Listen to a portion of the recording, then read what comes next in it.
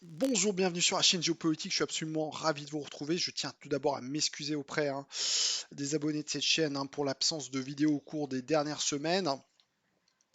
Petite pause estivale, mais là on va reprendre le fil de l'actualité, le fil des vidéos avec notamment je vais faire plusieurs vidéos. Là tout d'abord on va parler dans cette vidéo des derniers développements en Afghanistan, mais il y a d'autres dossiers dans l'actualité géopolitique qui sont assez brûlants, notamment le dossier éthiopien, avec non seulement le dossier interne éthiopien, la guerre dans la région du Tigré, mais également la possibilité d'une guerre externe avec un risque de guerre entre d'un côté l'Égypte et le Soudan et de l'autre l'Éthiopie au sujet du barrage de la Renaissance, au sujet donc du fait du deuxième remplissage effectué par les autorités éthiopiennes. Et puis enfin, je voudrais aussi revenir dans une autre vidéo que je vais publier, que je vais éditer sur l'affaire NSO. C'est au sujet donc de ce logiciel Pegasus. Alors c'est un sujet de cyberespionnage, mais qui a des ramifications en fait géopolitiques. On le verra dans une vidéo dédiée donc à ce sujet. Donc passons en fait au thème de cette vidéo qui est dédiée donc à la situation en Afghanistan. Il convient de parler de l'Afghanistan, je pense que c'est probablement le sujet le plus brûlant dans l'actualité internationale, dans l'actualité géopolitique du moment. Car là, très clairement, si vous voulez, là, on arrive, si vous voulez, sans doute si vous voulez, très clairement à, si vous voulez, un aboutissement, si vous voulez, de l'échec de l'opération états-unienne, donc qui a commencé en Afghanistan au lendemain des attentats du 11 septembre 2001 et qui donc s'achève quasiment 20 ans plus tard sur le constat d'un fiasco, puisque l'armée états-unienne se retire progressivement, puisque d'après l'accord qu'ils ont signé l'année dernière avec les talibans le 29 février 2020, avec d'un côté Mike Pompeo et de l'autre le représentant taliban, il était prévu que les Américains se retirent totalement le 1er mai. Alors l'actuelle administration au pouvoir, elle a remodifié un petit peu les dates, mais pas très légèrement, puisque il est prévu cette fois-ci que le 1er mai était le début du retrait officiel des troupes américaines qui doit donc s'échelonner, qui devait s'échelonner en fait jusqu'au 11 septembre, mais finalement même qui va prendre fin le départ des troupes américaines le 31 août. Et donc très symboliquement, le 31 août, on devrait ne plus avoir de soldats américains en Afghanistan. Alors il n'est pas clair encore à ce stade s'il va rester encore quelques troupes, peut-être 500, on parle de 500 troupes qui pourraient rester pour sécuriser l'aéroport de Kaboul. Car en fait, si cet aéroport n'est pas sécurisé, eh ben, cela veut dire que très clairement, on ne pourra pas laisser de diplomates sur place parce qu'ils n'auront pas, si vous voulez, les conditions non seulement pratiques pour aller et venir et pour sortir du pays, mais tout simplement, également, ça veut dire qu'il n'y aura plus les moyens d'assurer la sécurité aussi de ce personnel s'il n'y a pas de possibilité de maintenir l'aéroport ouvert. Et donc, en fait, il y a une véritable tractation pour savoir comment sécuriser en fait, si vous voulez, tout simplement cet outil stratégique qui est l'aéroport de Kaboul. Alors, les Turcs, le président Erdogan, a son habitude, voulant montrer un petit peu si vous voulez, la force, le rôle important de la Turquie, avait, lors de sa rencontre à Bruxelles, lors du sommet de l'OTAN, proposé au président Biden que la Turquie, par le biais des troupes turques, sécurise l'aéroport de Kaboul. Alors évidemment, les États-Unis sont assez preneurs de cette offre.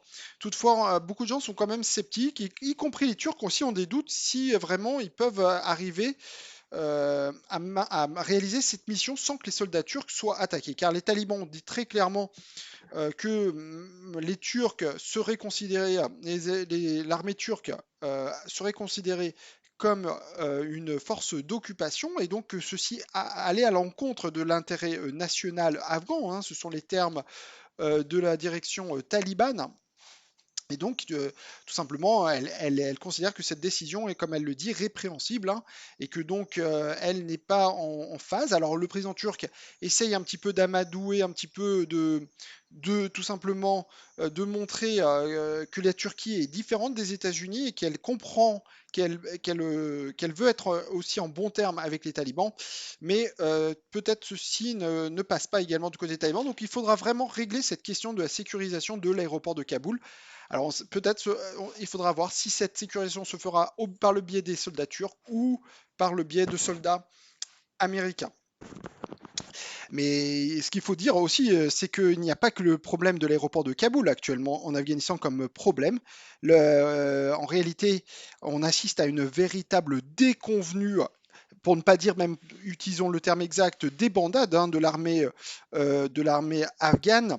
L'armée afghane se retire un certain nombre de provinces. Elle ne combat plus les talibans et donc depuis en fait le mois de mai, il faut noter que 250 districts sur les 400 que compte le pays sont désormais contrôlés par les forces talibanes qui revendiquent le contrôle de 85% de l'Afghanistan. Alors ce qu'on peut tout de même dire pour nuancer les propos, c'est que les grandes villes hein, sont toujours sous le contrôle du gouvernement afghan.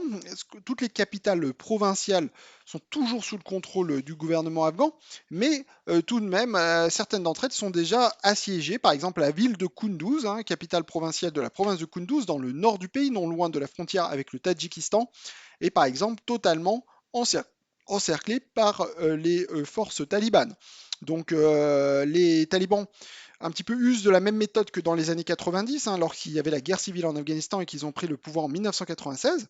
C'est-à-dire, ils comprennent que il convient d'éviter, si vous voulez, il faut mieux éviter une effusion de sang en menant des combats urbains qui seraient extrêmement meurtriers.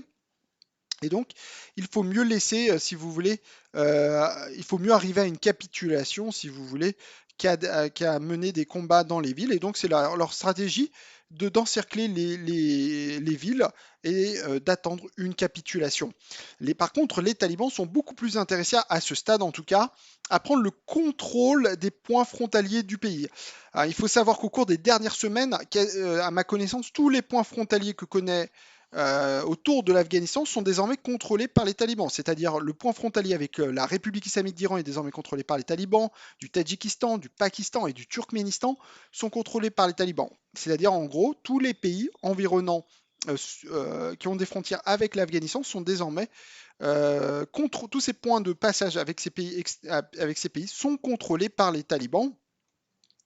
Alors pourquoi les talibans sont si intéressés à contrôler les points de passage, les postes frontaliers? C'est parce qu'il y a une manne financière en jeu. Hein. C'est évidemment les talibans désormais vont pouvoir, si vous voulez, taxer hein, tous les véhicules qui sortent ou qui entrent en Afghanistan. Et donc cela crée, si vous voulez, un revenu, un trésor de guerre, si je puis dire, pour les talibans. Et donc là, si vous voulez, c'est une débandade hein, à laquelle on assiste, puisque même pour vous donner une image très clairement, les soldats afghans certains se sont réfugiés au Tadjikistan sans combattre les talibans, voyant qu'ils ne pouvaient pas sortir vainqueurs et pour ne pas mourir dans ces combats, ils ont préféré se rendre et c'est pour un millier d'entre eux, aller directement au Tadjikistan et demander l'asile politique au Tadjikistan. Mais ce qui est extrêmement intéressant, c'est comme je l'avais dit dans une précédente vidéo, c'est qu'en fait, là maintenant, on assiste à une situation où les talibans sont même plus forts dans les années 90, puisque il faut savoir que dans les années 90, hein, ils ne contrôlaient pas hein, cette région du Pamir, là, au nord-est de l'Afghanistan, frontalière donc avec le Tadjikistan, et donc à l'époque, hein, cette partie du nord-est n'était pas contrôlée. Or, très clairement, aujourd'hui, les talibans veulent changer leur approche des années 90. Ils veulent, d'abord, ils comprennent que pour eux, il est désormais fondamental de contrôler l'entièreté du territoire afghan. Et donc, ils sont prêts désormais à combattre l'Alliance du Nord, hein, c'est-à-dire les milices tadjikophones qui étaient à l'époque donc conduits par le colonel Massoud, hein, si vous vous rappelez bien, le chef de guerre de l'Alliance du Nord, et donc qui à l'époque avait réussi à défaire les talibans. Or cette fois-ci, les talibans veulent très clairement prendre le contrôle de cette région. Et donc, on commençait déjà par contrôler le point de passage de l'Afghanistan avec le Tadjikistan, et dans un deuxième temps, ils vont essayer d'aller plus en l'intérieur des terres pour contrôler l'entièreté de la région du Pamir. Donc on voit des bandades hein, donc, de l'armée afghane, mais toujours contrôle hein, par les troupes de l'armée afghane des provinces, des capitales provinciales. Alors tout de même, l'armée afghane a essayé de reprendre le point de compte, a mené des combats tout de même notamment sur le point de passage avec le Pakistan, qui est du fait que de l'importance du trafic qu'il y a entre les deux pays. Et ben, malgré tout, les talibans contrôlent toujours le point de passage entre l'Afghanistan et le Pakistan. Cela veut dire des pertes de revenus colossales hein, pour le gouvernement afghan qui va devoir, qui est désormais va qui ne va pas pouvoir continuer à payer par exemple les salaires des fonctionnaires puisque elle n'a pas cette revenu essentiel qui est la taxe sur les entrées et sorties d'Afghanistan. Probablement le président Ghani va devoir encore une fois se tourner vers la communauté internationale pour demander des fonds à l'Afghanistan du fait de cette perte de revenus. Alors, ce qu'il faut savoir, c'est que du fait de cet état de faiblesse du gouvernement afghan, le gouvernement afghan se sent obligé en fait de négocier avec les talibans malgré ses récalcitrances. Et donc, comme à son habitude, le gouvernement afghan a essayé de de demander, hein, pour ne pas dire quémander, un cessez-le-feu auprès des talibans, qui sont cette fois-ci, comme on le voit, en position de force. Et du fait de cette position de force désormais très claire et très nette sur le terrain, les talibans n'ont pas voulu cette année, pour l'Aïd el-Adha, accepter un cessez-le-feu. Alors certes, il n'y a pas eu de combat durant cette période des fêtes, hein, puisque d'après ce conseil, mais tout de même, il est intéressant de noter qu'officiellement, il n'y a pas de cessez-le-feu. Alors il faut savoir qu'aussi ces cessez-le-feu étaient très trompeurs, hein, puisque après les fêtes, dans le passé, les talibans en fait reprenaient très rapidement les combats et utilisaient souvent cette période de cessez-le-feu pour se ravitailler en armes. Et donc c'est vrai qu'aussi le gouvernement afghan était peut-être moins enclin à faire des concessions pour trouver un cessez-le-feu, et notamment on sait que pour chaque période de fête, de chaque période de l'Aïd, le gouvernement afghan notamment libérait des prisonniers talibans et disons que les talibans, après cette libération, a en fait accepté de faire un cessez-le-feu. Or désormais, le président Ghani étant tellement affaibli et comprenant que cette stratégie n'a pas fonctionné, puisque finalement les combats reprenaient tôt ou tard, a préféré cette année ne pas libérer de prisonniers talibans. Et ceci a valu une réponse, j'allais dire, cinglante de la part des talibans, hein, puisque finalement, comme je l'ai dit, ils n'étaient pas tenus par une trêve, et ben, ils l'ont montré qu'ils n'étaient pas tenus par une trêve. Ils ont lancé une attaque hein, non loin du palais présidentiel le jour de l'Aïd, en pleine prière, alors que le président Ghani et toute l'administration autour de lui priait, et ben, on entendait des tirs de roquettes non loin du palais présidentiel. Ces tirs de roquettes hein, ont été revendiqués hein, par le mouvement taliban.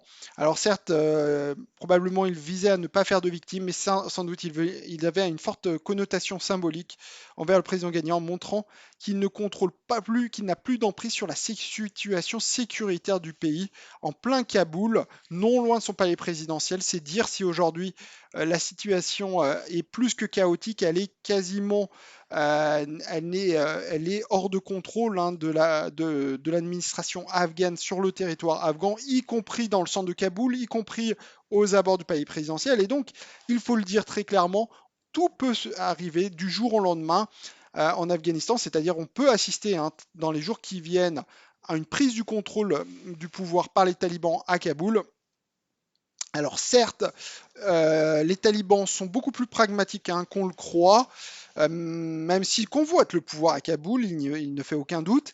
Ils comprennent hein, qu'il y aurait une réaction à ce moment-là des États-Unis et que l'accord qu'ils ont passé avec les États-Unis serait nul et non avenu et qu'on pourrait être finalement, ceci pourrait être un motif pour les États-Unis de rester en Afghanistan.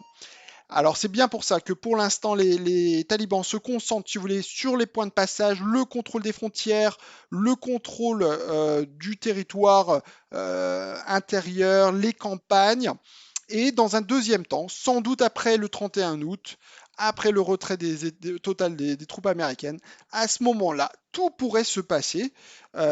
Peut-être à ce moment-là, ils pourraient essayer de reprendre des villes majeures.